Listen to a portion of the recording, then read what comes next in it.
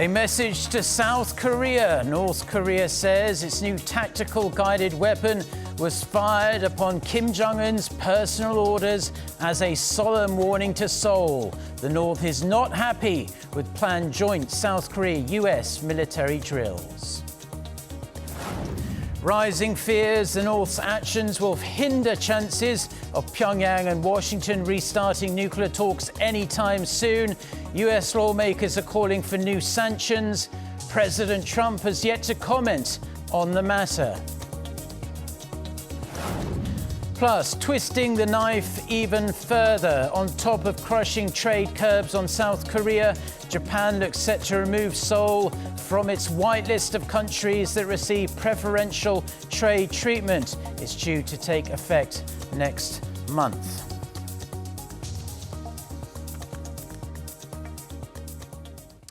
So, North Korea's state-run media has released a report this morning about the regime's firing the previous day of 2 short-range missiles into the EC. It said the launch was conducted to warn South Korea against an upcoming joint military exercise with the United States, adding Kim Jong-un himself oversaw the tests. For more on this, we have our Unification Ministry correspondent Oh Jung-hee on the line. Jung-hee, fill us in about what we are hearing today.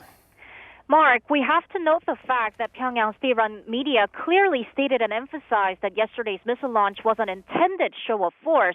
It's really the first time we've seen an expression like that in a North Korean report since things began to thaw on the Korean peninsula last year. The North Korean Central News Agency says North Korean leader Kim Jong-un was satisfied to have confirmed the power of the tactical guided weapons, saying they're not easy to defend against. The agency says the missile launch was to send a direct warning to the South Korean military for planning to go ahead with a joint military exercise with the U.S. despite continued messages from the North. Pyongyang seems confident that the missile launch would have, quote, inflicted insecurity for some, which could include the United States as well, but the North mainly took aim at South Korea for showing a contradictory attitude of forming a conciliatory mood between North Korea and the U.S., but at the same time organizing hostile military exercises and adopting powerful weapons. The North says that South Korea should not ignore the warnings from Pyongyang. Okay, so some pretty strong words there from the North Korean regime. So after the North fired these missiles into the EC, South Korea held a National Security Council meeting yesterday. It was regularly scheduled anyway. But what was Seoul's assessment on what exactly these projectiles were? Well, it's hard to find them as, quote, a new type of short-range ballistic missile, and that is a big difference from the previous missile launch we saw in May when South Korea downplayed what the North fired, describing them as just short-range missiles. Though the assessment will be finalized after further analysis by Seoul and Washington, if the missiles are confirmed to be of the ballistic variety, the launches would be regarded as a clear violation of UN Security Council resolutions, and the North could face additional international sanctions. It would also be considered a breach of the military agreement signed by the two Koreas last year. Seoul's National Security Council also expressed concerns regarding the regime's unexpected action, which makes reducing military tensions on the Korean peninsula even more complicated. Mark. Well, thank you very much. That was our Unification Ministry correspondent Oh Jung-hee on those missile launches by North Korea, and we're going to stay with that because it is the biggest news story of the day. These launches have really reignited calls in the United States for the imposition of further sanctions on the regime, but the Trump administration is it's urging North Korea to cease any further provocations, especially if the regime wants to restart nuclear talks, which many people thought was going to happen after President Trump and Kim Jong-un met at the DMZ. Lee Seung-jae reports. The latest launches of what South Korea described as 2 new short-range ballistic missiles is in violation of UN Security Council resolutions on the North and may hinder the chances of Pyongyang and Washington restarting their nuclear talks anytime soon. Republican Senator Cory Gardner chairman of the U.S. Senate Foreign Relations Subcommittee on East Asia, took to Twitter on Wednesday to call on the Trump administration to impose further sanctions on North Korea and its enablers. Democratic Senator Ed Markey, a ranking member of the same subcommittee, said if the reports of the launches are true, they would violate UN resolutions. Other U.S. officials have questioned whether North Korean leader Kim Jong-un is serious about denuclearizing his regime, adding that flexibility on easing sanctions may not be the best option. President Trump, who has always praised the North Korean leader and their friendly personal relationship, has yet to comment on the launches. When the North previously fired missiles in May, Trump downplayed them and reaffirmed his confidence that Kim will uphold his commitment to denuclearize. The U.S. State Department on Thursday urged the regime to refrain from further provocations, adding it still hopes for a resumption of working-level talks on the regime's denuclearization. I think what the president has said and what the president has stressed, and the secretary as well, is that we want to have diplomatic engagement with the North Koreans, and we continue to urge the North Koreans to resolve all of the things that the president and that Chairman Kim have talked about through diplomacy. We urge no more provocations and that all parties should abide by our obligations under UN Security Council resolutions. While U.S. Secretary of State Mike Pompeo had hinted at a possible working-level meeting in the coming weeks, observers say the North's latest missile tests might mean that it's a non-starter, at least for the time being. Lee Seung-jae, Arirang News. The U.S. Defense Intelligence Agency says North Korea may have boosted its stockpile of nuclear weapons since the first Kim-Trump summit in Singapore last year. The Wall Street Journal reported Thursday that North Korea may have produced 12 extra nuclear weapons since the Singapore summit and could possess between 20 and 60 of them. The estimates were made by various security analysts at the agency. President Trump has previously played down such assessments, while the North has remained tight-lipped on the status of its nuclear missile programs.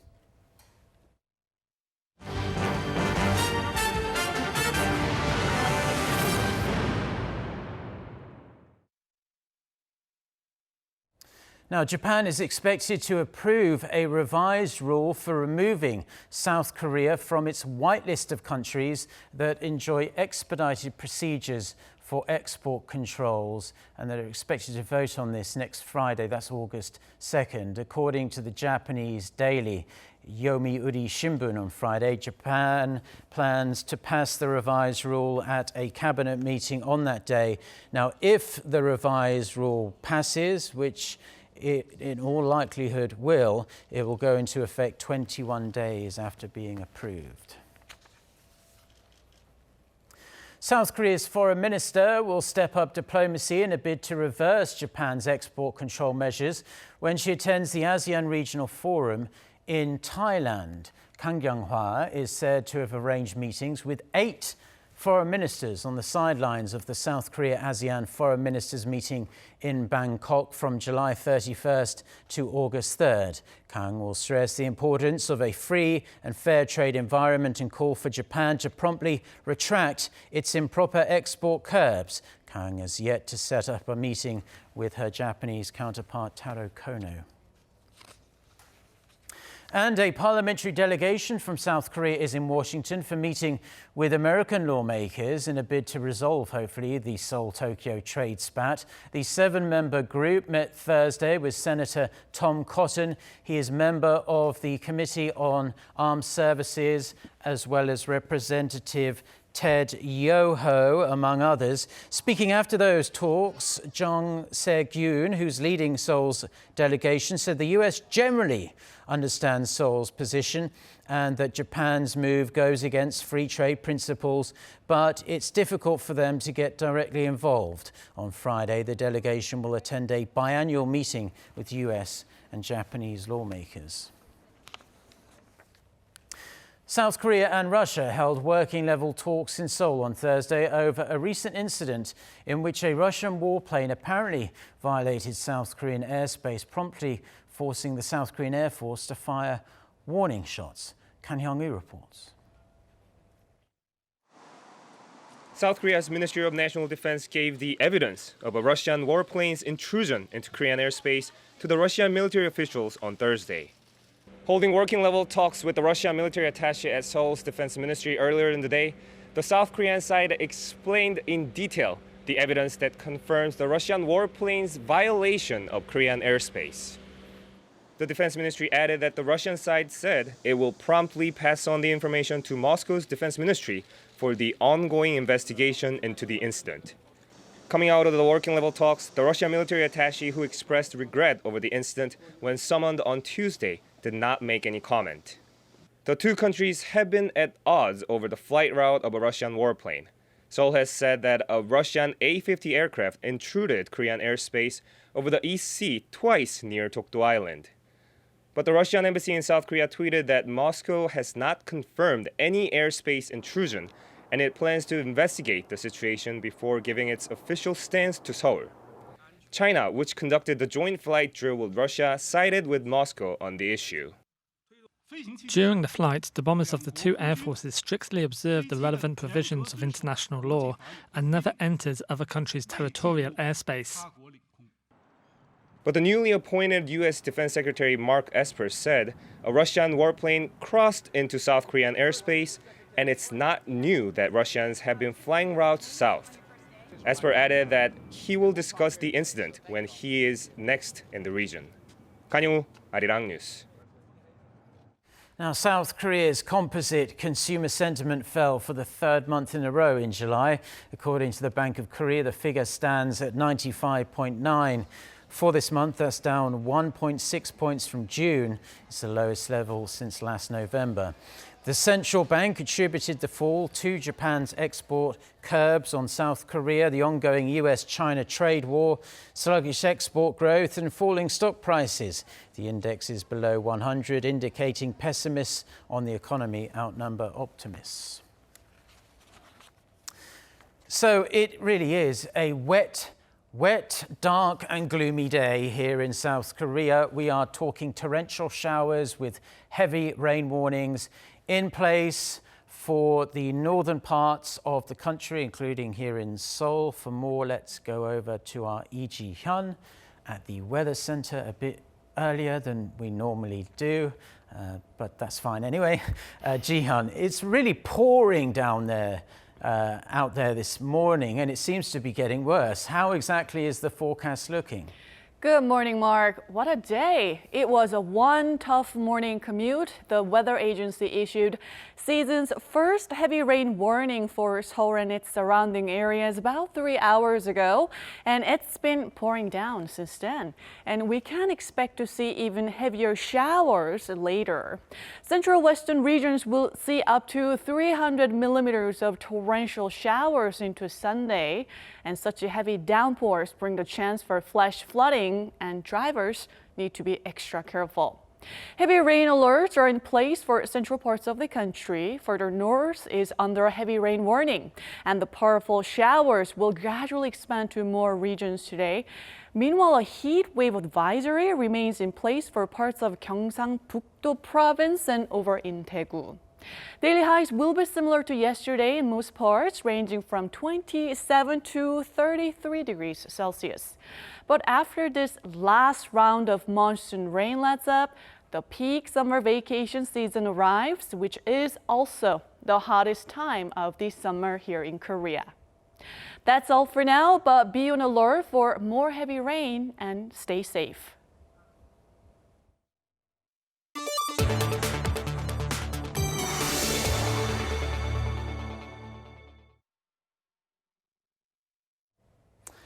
Now, it might be pouring down here in South Korea, but Western Europe is having the opposite problem at the moment. It is sweltering under an intense heat wave with record all-time high temperatures being broken over and over again in certain countries. For more on this and other news from around the world, let's turn to our Hong-yu. So what countries are we talking about here, and just how are they coping?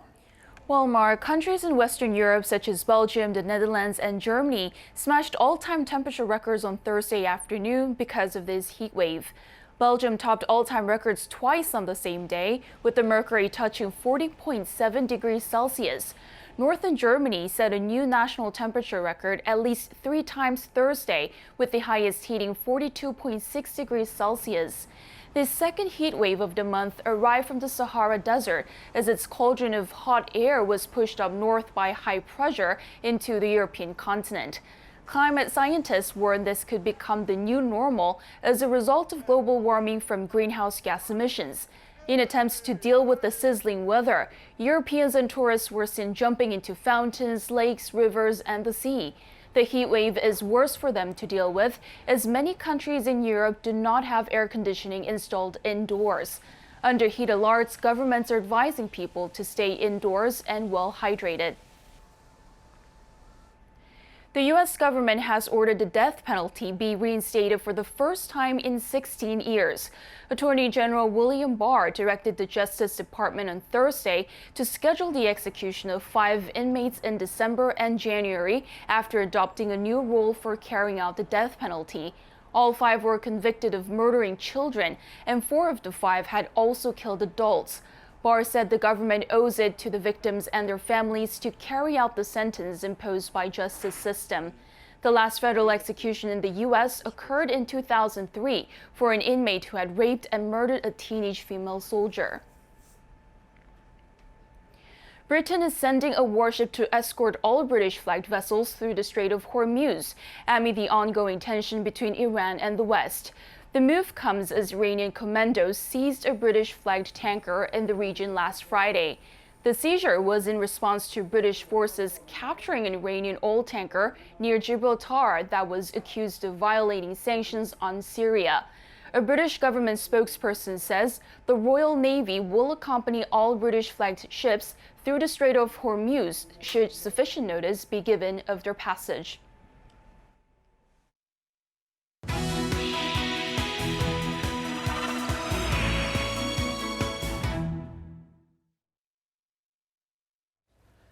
Now it's time for our Life and Info segment where we take a look at useful information for your daily life. Today we're going to talk about some summer music festivals in Korea. For more, we have our Yoon Jung-min in the studio. Jung-min, good morning. And let's first say that most people anyway love a good festival, so you're here to introduce us to some upcoming ones here in South Korea.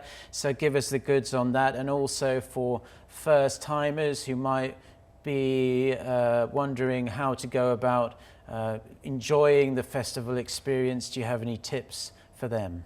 Well, sure, Mark. Well, summer is definitely the right time for festivities, and in fact, there are dozens of music festivals, rock festivals taking place across the country during July and August, ranging from rock, electronic music to jazz. Well, among those is Incheon Pentaport Rock Festival 2019, one of the biggest rock festivals in South Korea. Well, it kicks off on August 9th and lasts for 3 days. Well, it will be held at the Songdo Moonlight Festival Park in Incheon. You'll get to see more than 40 rock groups, including YB, Crynut, and solo singers like Jang Bum-jun and Kim Jong-seok. From Friday to Sunday, you can watch different artists' lineups, so make sure to check the homepage so you don't miss a chance to see your favorite artists. You can buy 1-day, 2-day, or 3-day tickets. The 1-day ticket costs around $68 or 80,000 Korean won. It's about $170 or 200,000 Korean won for 3 days. Earlier, there was a discount for early bird ticket buyers. To give you another tip, well, it's free for children under 13 years of age and those above 65. It takes about an hour and 40 minutes by car to get to the Moonlight Park in Incheon from Seoul Station. You can also take subway line number 1 and get off at the International Business District station, which is just a kilometer away from the park. There are shuttle buses running to and from the site. For more, check the website. Yes, you can also check the website for the full lineup of artists. It isn't all Korean artists. There are a number of international artists performing as well. And I must say that the Pentaport Rock Festival has grown over the years, and it's very convenient for those of us living in Seoul because like you say, you can just drive there relatively easily, but taking the subway is much more convenient, cheaper, and it's very close to where the actual venue as well. Okay, well, we know about the details of that then. Some more music festivals, because you have a number of them prepared to explain to us today. Oh, yes. So this weekend, the Busan International Rock Festival kicks off, celebrating its 20th anniversary. Well, it's held in the country's southern city of Busan at the Samlak Ecological Park. 28 artists are going to rock the stage, including G.O.D., Nell, and other excellent bands. Tickets cost around $56 for a single day, but it's $75 if you choose to attend for 2 days. During the festival, people can camp there. On the website, you can find lists of restaurants and accommodation where you can get discounts if you have a ticket for the festival. Also, you'll find a schedule for the shuttle buses. You can get to Busan by high-speed trains KTX and SRT or take a short flight. Well, in fact, the ecological park is only a few kilometers away from Busan's Gimhae International Airport. Okay, so it's good to see that rock festivals are not just based around the Seoul area, but they're spreading out all across Korea. Now, since we're talking about music festivals, we must mention the Jisan Music Festival, Rock Festival, really one of the most famous festivals in South Korea. But we had some bad breaking news the other day because it was abruptly called off, cancelled at the last minute, essentially. Can you explain what actually happened there? Because this cancellation came like 3 or 4 days before the festival was supposed to start. Well, you're right. Jisan Rock Festival 2019 was canceled out of the blue just before the festival. Well, the organizers cited some management issues and financial difficulties. They said they're going to refund all the tickets and compensate penalties for canceling accommodation. But for sure, it was disappointing for many fans. Yeah, it must have been gutting for those eagerly anticipating going to see that festival, only for the plug to be pulled at the very last moment. But let's hope they get up and running again next year, find some funds, sort out their management issues, and everyone can go and enjoy that again. Any other festivals for us? Well, I'd like to tell you about new music festivals that are taking place this year, which are the Pyeongchang Peace Music Festival and Gangwon Rock Festival. So these two festivals, first time ever being held this year? Yes, just this year for 2019. Okay, yes. Great. So the first one is held in the country's eastern town of Pyeongchang, and the other one in Inje, Gangwon-do Province. The festivals will be held for the first time, but a number of celebrities are taking part in those festivals with various events. As for the Pyeongchang Music Festival, the organizers offer discounts if people show receipts they used in the Pyeongchang area to boost the local economy. The Gangwon Rock Festival offers discounts for locals, teenagers, the elderly, and more. Wonderful. So, very useful information for those who perhaps have a weekend spare and want to check out some great music with their friends, perhaps do some camping, have a couple of drinks and enjoy the general atmosphere and excitement. Jongmin, thank you very much for bringing that information to us today, and enjoy your weekend. Thank you. Thank you. My pleasure.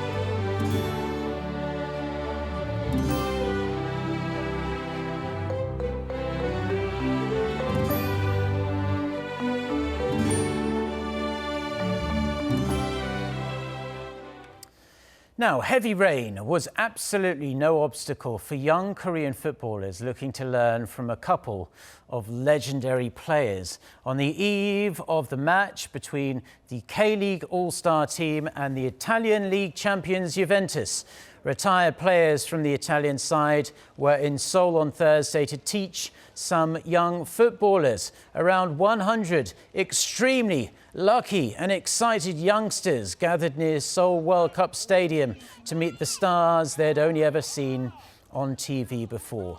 David Trezeguet and Edgar Davids put the kids through their paces. It's fun to play with the kids, you know, and they're eager to learn. And you see that some guys already had very good basic skills. So, you know, it's fun then to play with them. Now, the highly anticipated match, which will include Cristiano Ronaldo himself, takes place on this Friday at 8 p.m. Korea time at Seoul World Cup Stadium. The Seoul Metropolitan Government is running a campaign to reduce teenage obesity. The campaign aims to reduce the amount of sugar consumed by adolescents, as government surveys found their sugar intake is higher than other groups. Images aimed at reducing sugar intake have been posted on public buses and on social network services. The campaign is being run jointly by two global public health agencies. Last year, Seoul joined the Partnership for Healthy Cities, a global organization that aims to reduce the number of deaths from non-communicable diseases and traffic accidents. And that is where we are going to leave it for now. Stay tuned to Arirang TV. Still plenty more coming up, including our next newscast at noon Korea time in around an hour and a half from now. So until then, goodbye.